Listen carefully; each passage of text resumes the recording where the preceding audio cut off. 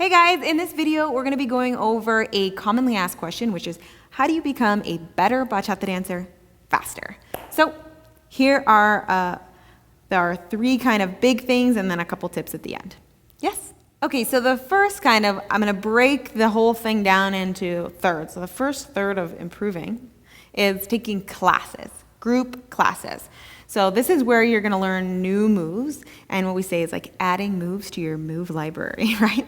It's kind of like, if we go back to the analogy of a language, it's like learning new words and how to say them properly, right? So that's where we learn techniques and moves. So we really wanna keep going to classes so we expand our capabilities and the moves and also improve those little finer points so we don't become lazy or sloppy dancers. That's where you really learn those techniques. So a little tip on that so you can reap the benefits of actually going to class. One thing that you want to do is obviously search around your area and find multiple locations. Hopefully you're in a spot that has a lot of, if you only have one, it's fine. But if you're able to do this, look for 3 spots and try to avoid going to a studio. If you can, try to find a club that teaches bachata, because the good thing about this is you can stick around and social dance at the end of that. So if you have, we'll talk about this later, like 2 and 1, take advantage and try to learn at a place that has dancing after, because it's always good to practice, especially with the students from class, so you don't have to go somewhere alone and be scared, especially if you're a girl or a guy, and you'll have familiar faces to dance with right after a class setting.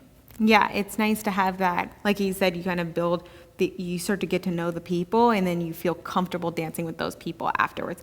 If those instructors aren't the best instructors in your area, okay, then you don't have to force yourself to take the classes. But it is nice if you want to get to know people. Always just try to find the people who are giving the most techniques.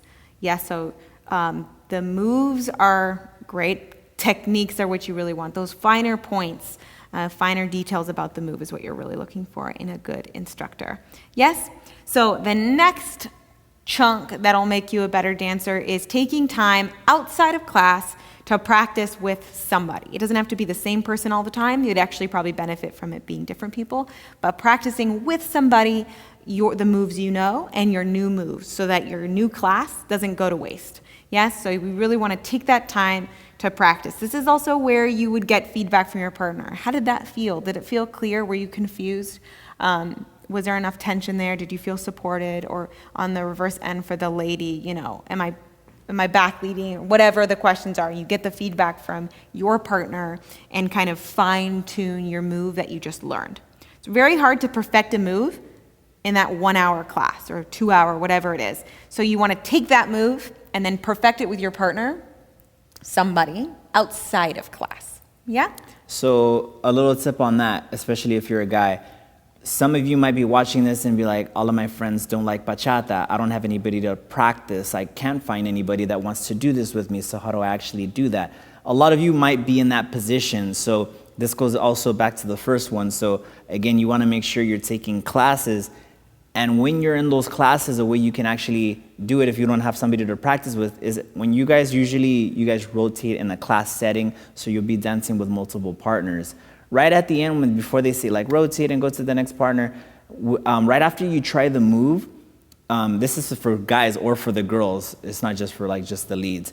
Ask your partner, we just did this move, like how did that feel?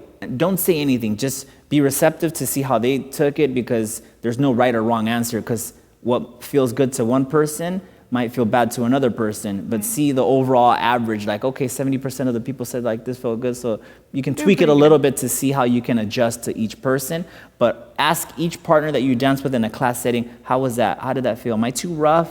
Am I too light? So you can start finding your proper lead, your proper follow. If you're a girl, you can say like, oh, how am I too heavy? Like, am I too, like, are my arms not giving you enough like enough tension? So this is a perfect way to ask for feedback if you don't have somebody to practice outside of a dance class setting, or just like somebody that you know that wants to practice with you off a class setting. Yeah, and sometimes people will even, if you see them a lot, you can kind of say, hey, you want to come a little bit before class, or let's say you're doing intermediate, you want to practice a little during the beginner class and then we'll go to the intermediate together. Something like that. Sometimes people will do that and they kind of go off in class, or maybe you become friends. There's a lot of our students who are really actually friends and they go do stuff outside of class, like they snorkel and travel. Yeah. So you can become friends with these people and then say, hey, you want to meet up at this gym in their aerobic center and practice? Some people will do that. So it's up to you. You can make friends and practice outside of class, but it's definitely a really important part that almost everybody neglects. That will make you better way faster. Definitely a trickier part, but you can do it. The next chunk is social dancing. So this is one that a lot of beginners are a little bit afraid of. They'll run from this one. Yeah, and that's understandable. He's got some good tips that he'll go over in the end. So this is why social dancing is really important. If you want to become a good social dancer. If you don't want to become a good social dancer, then whatever, you don't have to do it. But if you want to become a good social dancer, which is why most of you guys are learning, is social dancing is like, it's in the moment, right? It's happening fast.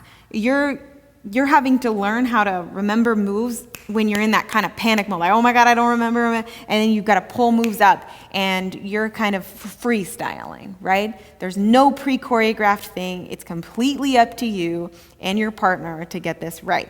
In a class, you know what's being taught, she knows what's being taught, and you're doing what you know, and there's like, it's not the same, right? So when you go out on the social dance floor, it's really testing your ability to lead and the lady's ability to follow the move. And it's kind of the fun of it, but also the part that makes it nervous. Yeah, makes it's a little you nervous. scary. Yeah, but that's where you really learn to lead, and it's where you really learn to follow. In a class, you have no idea if you're leading it right, because a lot of the girls are back leading. They know what's doing it, so they're helping you along. But social dancing, they're going to help you. They don't know what's going on.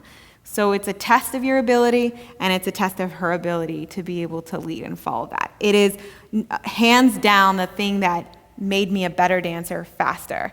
But if you are like some people and you social dance too much and you don't take enough class and you don't practice, you become a sloppy dancer and your techniques aren't there and you can see it. So we really want to take these three pieces. The pieces are class, practice, and social, and we want them in equal thirds, more or less. Yes, so you're spending the time in equal proportions doing that. So you are advancing your techniques, you're advancing your move library, your ability to lead them in a social dance, but you're also practicing them, right? Another reason that we practice is so that you don't take a move right from class. Try to do it social dancing and it goes horribly wrong, right? So it's important to do these in equal thirds. Yes, but he's got some good tips on social dancing. Yeah, so, I mean, even I'll speak from my example. Like, I'm Dominican, like, people assume, like, all Dominicans know how to dance bachata and salsa and everything, but I chose the sports background, or the sports route, if you may. So I was playing sports my whole life. I didn't really dance. I'm like, no, that's not cool or whatever. And I just played sports my whole life. So I had to learn how to dance. I had to take classes. I had to do the same thing that we're telling you now. So I can honestly tell you, if you're like 90% of our students or 80% of the students, or you're like me, I was scared to go social dancing. I avoided it for quite some time. Like, I'd go to class and leave, but I wasn't getting better. I wonder why. Because I wasn't practicing, yeah, and I wasn't doing social dance. I wasn't putting myself in a setting that would make me think on the fly, freestyle, and practice the things that we were doing in class with multiple people. So I'm going to speak in a way where I'm going to take care of the people that are scared to social dance and give you little tips in that way. And the best thing, we kind of talked about it earlier, is you always want to use class as a little safety net. When you're in class, you're presenting yourself, you're around people that are there wanting to learn and do the same things that you want to do, and they are scared too, yeah? So it's good to become friends with these people, even if you're not like an extrovert and you don't know how to like talk to people or whatever, you're kind of shy or timid. We're both not extroverted Like, people. I was super shy, so there's a way you can do that. So if you take a class, you're obviously gonna have to talk to the people, you're gonna actually have to dance with them. So even if you're not friends, you can even say like, hey, are you gonna stick around and dance after? Are you gonna hang around? If you're not even in a club, you wanna stick around for like 5 minutes and practice the moves and try to dance a little bit or whatever. We'll put on a song from my phone. This is a super opportunity because you don't even have to have friends or whatever. You can just grab the people from class and practice right after if there's music. Or if you're at a studio, you can say for 5 minutes, just practice a song. Let's put a song and let's go to the corner over here and practice what we did. 1 out of 10 people will say yes. I'm guaranteed that number's a lot shorter. I'm just like guesstimating, like 1 out of 3 people will probably be like, oh, cool, let's practice, because that's what we're here for. Yeah, so that's just a good little technique to do. So if you're scared to social dance, this is something that you can do. If there's social dancing right after the club, if you're at a club, don't make it a lot of pressure on you. Just stay for 3 dances and that's it. Even one if you're terrified. Even if you just want to do 1 dance and run, it's okay. The next time you do 2 dances and run, 3 dances and run, all the way until you can stay a whole night and dance. But there's no set limit, like I have to stay here for 2 hours and practice everything. Take it whatever time you need. Is just take it in little bits, and that's how you're going to start being able to progress and get out of that shy, timid bubble of learning how to dance or social dance practice. Yeah, and something I did for real, and I still do when I'm doing new dances, is I just say, I'm a complete beginner. I have no idea what I'm doing, and I'm just trying to have fun, and I'm trying to learn. So be patient with me. And if they don't want to dance with me, they can tell me at that time. You know, so like if a guy, he literally asked me, like, you want to dance? I'm really new. And 90% of the time, 99, they were like, totally fine. You know, they didn't care. As long as I looked like I was having a good time, if I messed up, I would just laugh it off. And they thought it was funny. A lot of people, I even told that tip to my sister when she started learning. Just laugh it off, have a good time. They only care that you're having a good time. And there was a guy who thought she was so, like, I think called her Smiles, and wanted to dance with her because she was giggling and having a good time, and he actually enjoyed dancing with her because she was honestly just having the time of her life. And the same thing with the guys. I've danced with beginners, and they're like, I'm really new, so do you mind if I'm new? And I didn't care, but it gives me the opportunity to say, I'm not interested if I don't want to dance with the beginner. I'm totally fine with it. So we just had fun, and we had a basic, and we just had a good time, and I was patient with him, because he's just starting, you know, and we had a good time. So if you just are vulnerable right at the beginning and say, I have no clue, I only know the basic, do you mind just doing the basic the whole time? And you laugh it off. Honestly, sometimes those dances are the most fun. So you get to connect with them while they're learning and they're just starting. Yeah? So anyways, I hope that helps in just being vulnerable. One last thing that I want to throw in there in parentheses is make sure to dance with everybody as much as you can. So, again, if you want to start off and just dance with 5 people, that's fine. If you're going alone, for example, if you have a girlfriend, boyfriend, and you only want to dance with each other, then only do that. But if you're going alone, it's good to practice with different leads and different follows so you can get exposed to different things, so you're not stuck learning one type of style or you're just used to one person, because everybody's going to feel different. So the more you're able to lead a wide range of people, it's going to just make you stronger as a leader and a follower, so you're not just used to one thing. Yeah, we've seen that where someone, they are dancing with their girlfriend, they've been dancing with their girlfriend, and only their girlfriend, they try to dance with someone else, and strangely, none of the moves go that well. And then all of a sudden they feel like, what? I don't understand why it's not working. Maybe they think it's the girl that they're dancing with, but really it's because your girlfriend or that person that you're only dancing with, they know your moves so well that you're not really even leading, and she's not really even following anymore, because you guys just know each other so well that it's not actually that good for your dancing abilities. Yeah, and that's how you're going to get to know people. So it's like, for example, when I started learning how to dance, like I asked somebody, and then they introduced me to 5 of their friends, and they were like all girls. So I'm like, sweet, I can dance with all this whole group now. And they were super, super cool. So that's what's going to happen. You're going to see that effect happening. You're going to ask somebody, you're going to get introduced to their friends if you're like in a little group or something. And if not, that's fine. You're going to dance with somebody, they're going to go their own separate way, and then you dance with somebody else. So this is how you're going to be able to also start making friends, because they're going to get familiar with your face, and you're going to see them next time like, hey, I saw you last time in class or whatever, you want to dance again? And it's going to get easier and easier. Yeah, even that is true to this day. I dance with him a lot because we teach and do these videos, but as soon as we go to a social, I love dancing with him, but I do try to dance with other people so that I don't, build habits of dancing with only him and knowing his moves. So even to this day, I exercise that rule of trying to, dance with as many people so I don't get used to a certain way of dancing.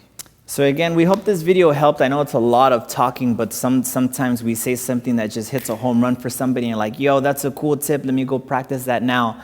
And the more we can expose these little tips to different people, maybe that'll create another dancer. And again, we just want bachata to keep growing. So hopefully something that helps resonated well with you and you can use it and implement it in your bachata life.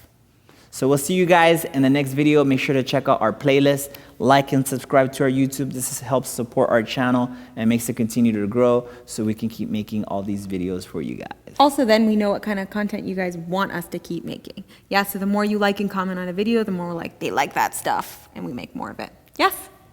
So, See you guys in the next video.